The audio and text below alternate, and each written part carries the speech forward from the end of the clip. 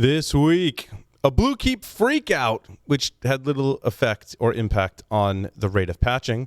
Experts warn in our throwback story of a TCP distributed denial of service attack that's using reflection, which is interesting, targeting Amazon and others. Nvidia is patching their graphics products under the GeForce brand, including their update tool. And hackers breach ZoneAlarm. Remember ZoneAlarm? Their forum site. And also how Apple is to fix a Siri bug that exposed parts of encrypted emails. In expert commentary, we welcome Dan DeCloss. He's the founder and CEO of PlexTrack to talk about the latest breaches and the importance of penetration testing reports. All that and more on this episode of Hack Naked News. This is Security Weekly, for security professionals, by security professionals.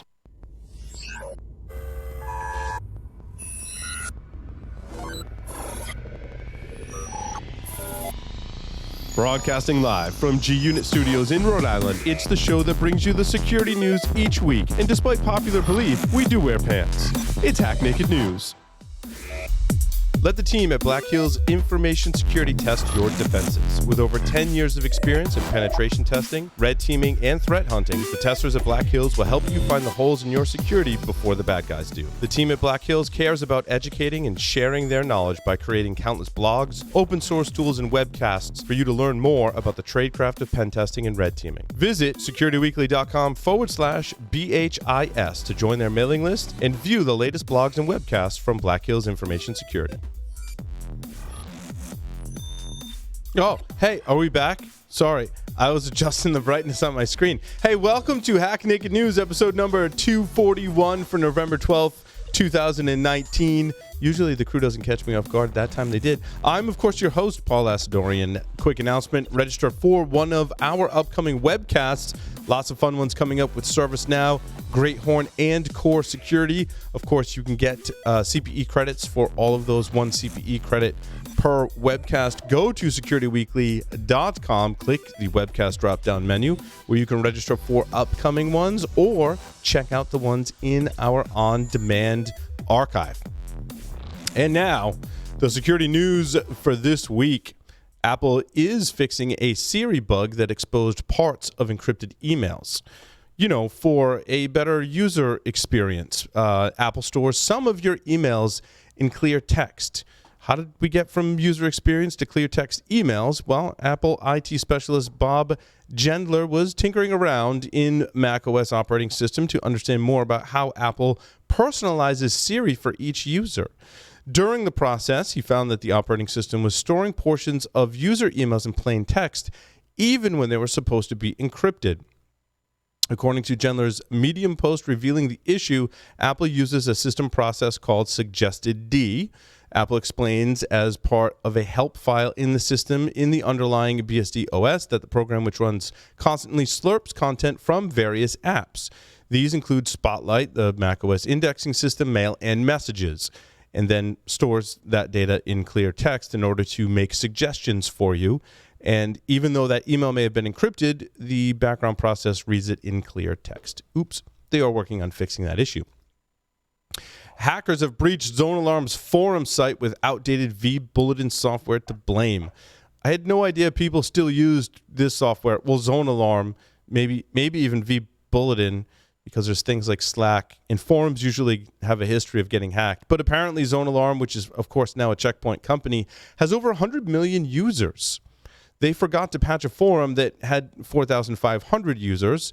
The article states that upon reaching out to the company, Checkpoint, a spokesperson confirmed with the Hacker News that broke the story that the attackers exploited a known critical remote code execution vulnerability, CVE 2019-16759, in the vBulletin forum software to compromise ZoneAlarm's website and gain unauthorized access. For those unaware, this flaw affected vBulletin versions 5.00 up to the latest 5.5.4, for which the project maintainers later released a patch and updates, but only for more recent versions in the 5.52, 5.53, and 5.54. So kind of interesting and a little bit embarrassing, but it happens. BlueKeep freakout had little to no impact on the rate of patching, which is really important in this article. And over the last week or so, researchers have spotted, of course, exploits for BlueKeep that were being sent to their honeypot systems. These attacks were the attempts aimed at infecting machines with crypto coin mining software and led to a series of media reports urging users to patch their machines now that a BlueKeep exploit has arrived. However, according to my teleprompter dying, apparently. According to the SANS Institute, they track this particular activity and have basically said that it hasn't motivated people to patch. They're urging users to patch, but the rate of patching has pretty much stayed the same, which is slowly on the decline of the number of vulnerable servers, but not at any faster rate. So if you have BlueKeep out there, or you just maybe want to go check your IP address space range on Shodan, because that's what the SANS Institute is doing, it probably is a good idea.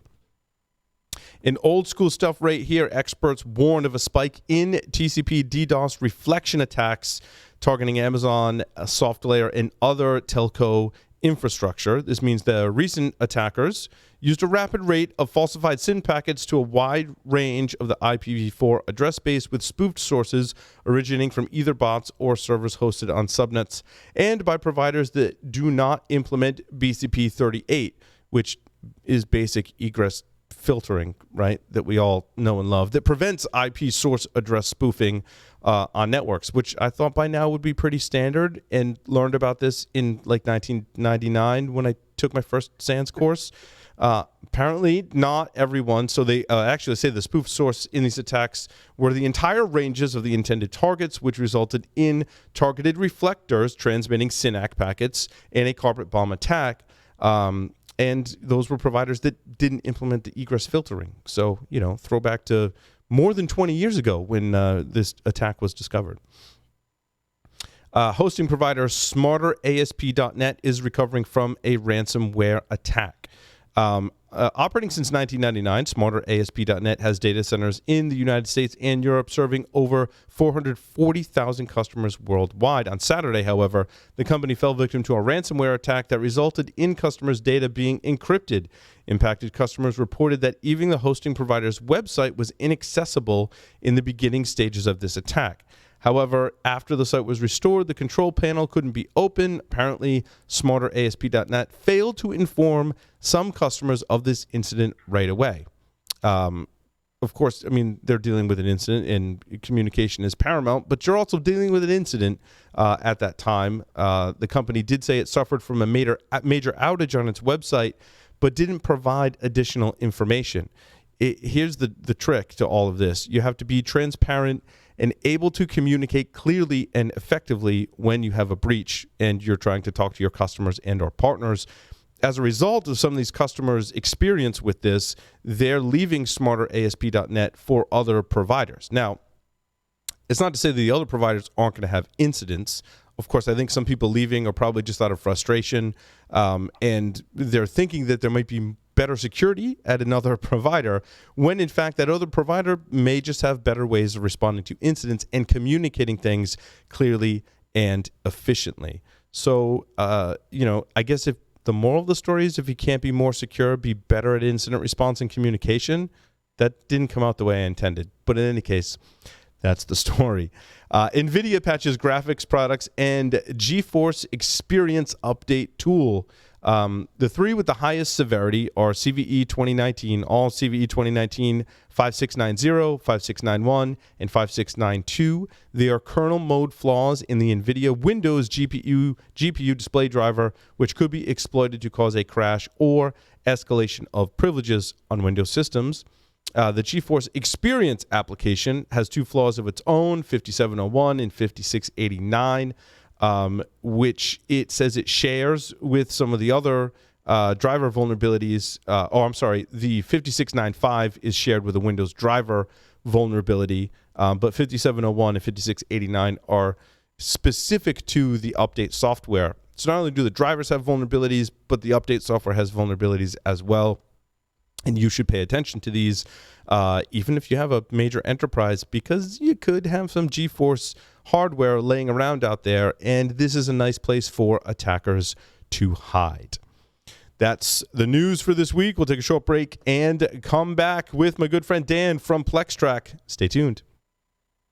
Make sure your team is prepared to fight off the latest cybersecurity threat. IT Pro TV is the resource to keep you and your IT team skills up to date. You can stream IT Pro TV courses live and on demand, so there's no need to send staff to offsite training. Team subscriptions include Pro Portal, so managers have full control over your team's training schedule. Go to itpro.tv/hack-naked and use the code HN30 to try it free for 7 days and receive 30% off your monthly membership. The question is simple. Have any of the systems on my network been compromised? The answer is harder than it should be. Enter AI Hunter. Active Countermeasures has automated and streamlined techniques used by the best pen testers and threat hunters in the industry to create AI Hunter, a network threat hunting solution that does the first pass of a hunt for you to identify systems that are most likely to be compromised and scores the results on a scale from 0 to 100. You can then research those systems in depth with AI Hunter. Focus your valuable time on the systems that need your expertise with AI Hunter. Sign up for a personal demo today at securityweekly.com/ACM. Welcome back, everyone, to Hack Naked News. Dan DeClaus is with me from PlexTrack even. Dan, welcome to the show. Hey, thanks, Paul. Thanks for having me. Yes, nice to have you on the show, Dan. To relate this to some of the news, the vBulletin vulnerability, it strikes me as something that, as a pen tester, I might have reported on a pen test report, maybe even, compromised that system, but really didn't do a whole lot with it because I needed to move on to other parts of the infrastructure. And it kind of got faded away in the pen test report and no one paid attention to it, as just an example, right? And that's the topic we're talking about today, is how to make your pen test reports compelling, easy to read, easy to take action on, and really all of your work culminates in this report, right?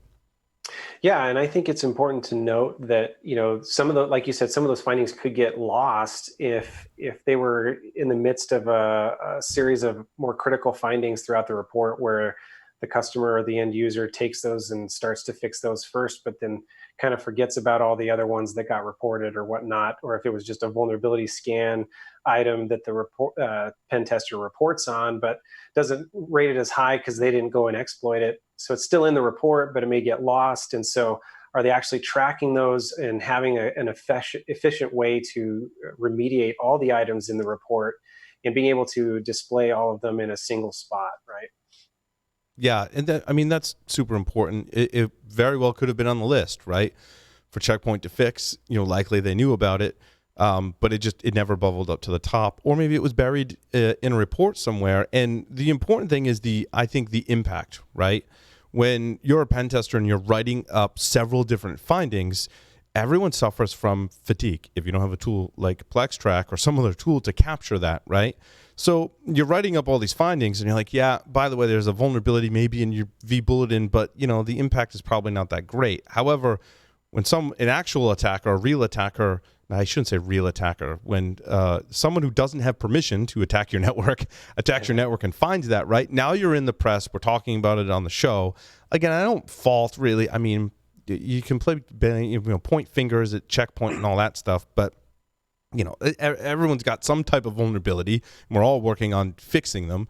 So I'm not blaming Checkpoint here, but it could have been a thing where the impact of this vulnerability in this particular area of the network was not conveyed in the report, right? Because I have fatigue because I'm writing up all these vulnerabilities. However, if I only had software that gave me a central repository where I could have things like impact and be able to match those to what I'm writing up, I think the impact of the report is better from the customer perspective to help prioritize, right?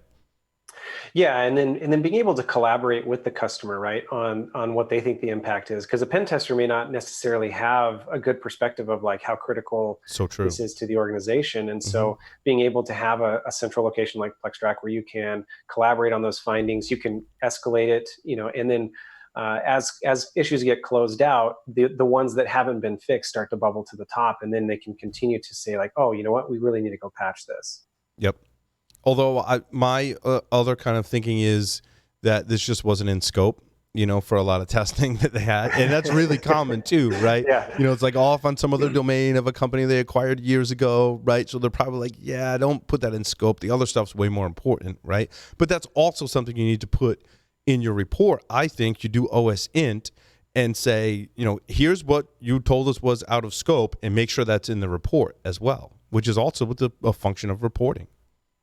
Yeah, I mean, being able to know from an asset management perspective what you're supposed to be testing and what you're supposed to be protecting are two very important aspects on both sides of the fence from a pen test. And being able to have a central spot saying, like, these were the rules of engagement, these were what we were supposed to be testing. And oh, by the way, as part of our just general external network scanning, we identified ZoneAlarm, having a vBulletin platform out there. So hopefully some of those things would get picked up when you're doing just kind of the general enumeration of the network from the external side, even if it wasn't in scope per se. But yeah, because I also think what plays into it too, and I'm not sure how many folks are using your product for product security as well, right? A lot of times, Dan, we talk about a pen tester as like when we're primarily doing pen testing outside in kind of view, but you're also likely testing some products as well. And you flip over to the Nvidia issue, and the job of the pen tester, I think, in a lot of engagements, right, is to find as many potential paths in. Maybe not explore some of those paths in depth. That's usually reserved for future testing with more mature organizations where the dwell time of the testers is much longer, right? But especially in most pen tests, I would go on a limb and say your job is to really find as many paths as you can, right? And you look at Nvidia, you may have found some of those paths into the driver, right? But you didn't fully kind of flesh out where those potentially could go, and there might have been a lag on fixing them. Again, all things in the report to make sure that no matter how deep you've gone into a particular vulnerability, to report on the various conditions that you found and ones that may, crop up in the future, and also giving the customer the ability to add context to that to continue an engagement, right? To redo the engagement or continue that relationship with the company. Right, exactly. And maybe a previous tester, I think we've all been in the case where a previous tester may have found something a little more interesting or had a different skill set for the person doing it the next time. And so being able to have that history to go back to over time is also important, especially in product security, where they may think that they have fixed something like a SQL injection or some other kind of patch, and then it pops up because some other code got merged in accidentally, right? So having that historical record is really important, especially in the product security space where lots of things are changing quite frequently. So I think it also highlights the importance of continuous assessment and being able to track all of the assessments that you're doing on a regular basis to make sure that things aren't getting missed. And like we mentioned, that's interesting, Dan. Will it correlate for multiple teams? Kind of in our discussion, you've got a large infrastructure. Maybe you're engaged with your internal team as well as external teams, as well as product teams. Does all that get merged in essentially to the centralized system?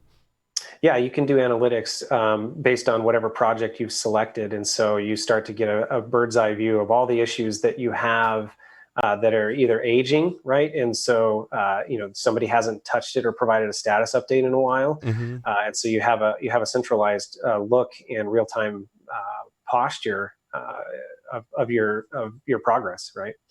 And I'm assuming I can also export portions of a report to share, right? Do I have control on a field level what I share with each of the respective teams? Yeah, we can do that a couple different ways. We can do that primarily in a custom template, right, where you would export out a report, using your custom document. And so that's nice on a couple different fronts. But you can basically have like an executive summary template where it's like you're only going to insert certain parts of the report where you might want a more detailed report, or if you've tagged findings, you can export things based on tags. Right.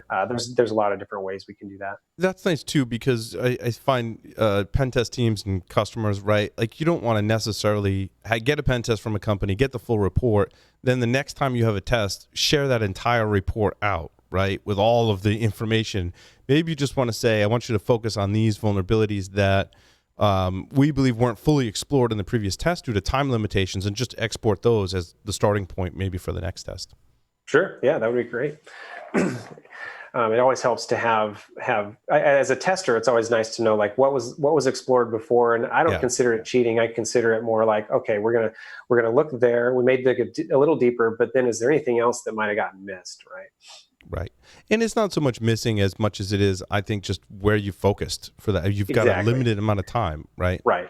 Yeah. That's the downside of being on the good side, on the good team, is that your time is always limited, and the scope of the assessment, they can only pay for so much. So, you're definitely constrained with time, whereas a criminal has as much time as they need. Right? And that's nice too, from the perspective of you have an external test. Now your internal team can not just view that report, but treat it like a living, breathing application that they can interact with and continue to update to then maybe pass it back off to the external team the next time they do a test. Yeah, exactly. I mean, and you have all the status tracking right there, any commentary that they might have said, like, hey, we tested this, it works, can you retest? And then if it worked last year, what did they do last year if it popped up in another spot? Or if it pops up again in the same spot, clearly something went wrong with how they fixed it last time. So a lot of capability for collaboration. And it's interesting, Dan, largely when you first showed me the tool, I was like, wow, when I was a pen tester, I'd love to have this because it saves the tester so much time and you produce a more accurate and actionable report by putting it in the system. But what it also does is makes the customers more efficient as well. Whereas if I just produce a document, right, I encrypt it and send it and they decrypt it. Now they're passing it around internally, electronically, pasting it into their internal systems. It saves the customer time too. Yeah, having a central spot to immediately start working on those results is really important. And that's how things get lost, right? Yeah. Is like, hey, this guy is going to be responsible for this section of the report, so we'll give him those findings. But nobody's really coming back, bringing those all together and say like, hey, where are we at with all of this as a collective whole? Right. And then, you have each year's pen test or each quarter's or however frequently you're doing it, you have them all in one spot, right? Which is really important. Right? It is. Like, whose job was it to patch vBulletin? Right? Exactly.